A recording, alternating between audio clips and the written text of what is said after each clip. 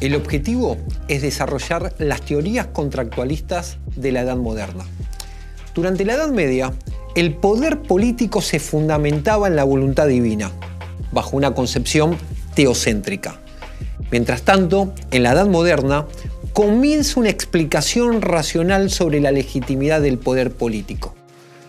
El punto de partida de estas teorías es el estado de naturaleza, el pasaje a un contrato que se establece entre los individuos para configurar una sociedad con un Estado garante de la paz y del orden.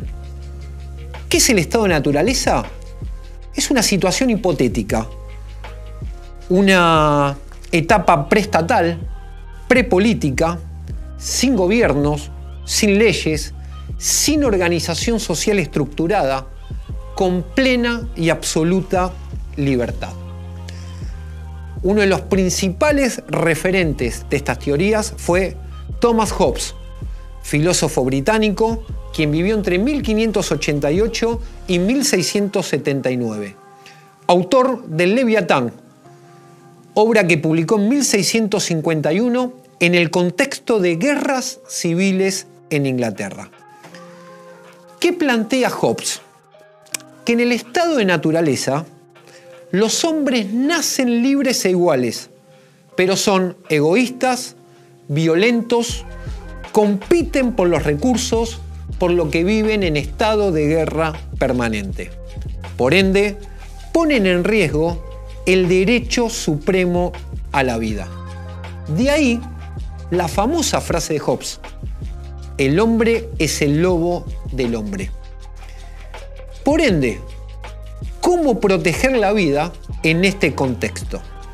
Para Hobbes, los individuos deben renunciar a su libertad, entregar el poder a una persona que debe tener cualidades para establecer el orden, es decir, en un soberano que detente el poder absoluto, despótico e ilimitado.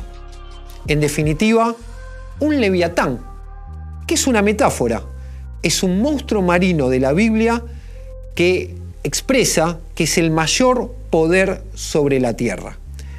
Es decir, el monarca absoluto va a ser el único capaz de garantizar paz, orden y la supervivencia humana. De esta manera, Hobbes justifica y legitima las monarquías absolutas, no por voluntad divina, sino por la naturaleza humana. En definitiva, para Hobbes, la sociedad es artificial, es una construcción racional de los hombres, donde el miedo a la muerte se desplaza al miedo a la autoridad. Hobbes justifica el status quo de la época, el poder político, económico y social de la nobleza terrateniente en tiempos que comienza a ser amenazado por el ascenso a paso firme de la burguesía británica. En cambio, John Locke, filósofo inglés, quien vivió entre 1632 y 1704, autor en 1690 de el segundo ensayo sobre el gobierno civil, va a expresar lo opuesto a Hobbes con respecto al estado de naturaleza. Los hombres nacen libres e iguales, pero no son violentos ni egoístas, pudiendo gozar de los derechos individuales como la vida, la igualdad, la libertad y la propiedad privada fruto de su trabajo. Pero claro, Locke va a llamar la atención en algo. La paz es precaria porque hay conflicto. No hay autoridad para juzgar, cada uno defiende su derecho con su propia fuerza.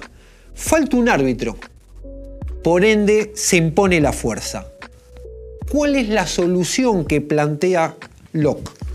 Que los individuos establezcan un contrato, pero esta vez para constituir un gobierno que sea juez, para defender los derechos que los seres humanos tenían antes de formar su sociedad. Es decir, que en la visión de Locke, los hombres crean la autoridad para proteger sus derechos. Por ende, la propuesta de Locke va a diferir mucho de Hobbes. En definitiva, es un poder político limitado, controlado, con un poder dividido en ejecutivo, legislativo y judicial.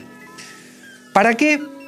Fundamentalmente para que no haya abuso de poder que afecte la libertad y los derechos naturales de los individuos.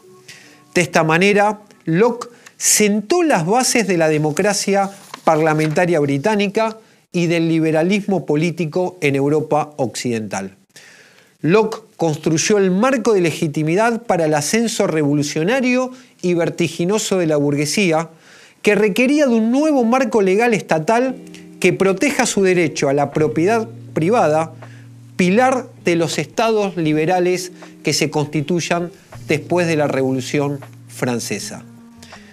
Siguiendo esta línea, Rousseau, filósofo del siglo XVIII, referente del iluminismo, autor del Contrato Social, publicado en 1762.